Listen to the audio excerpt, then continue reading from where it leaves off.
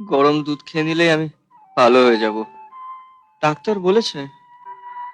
চাঁদা, চাঁদা, চাঁদা।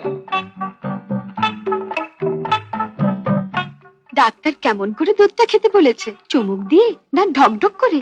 আগে ঢক ঢক করে। ঠিক আছে, আমি এক্ষুনি গরম দুধ নিয়ে আসছি। আহারে,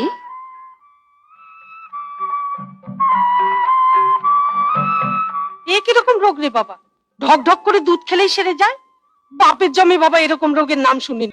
ওই দুধ দেখেছি তো, এবার উঠতে পারবো। এ কি বিদঘুটে রোগ রে বাবা? দুধ দেখলেই তাজা হয়ে যায়? নাও খেয়ে ফেলো।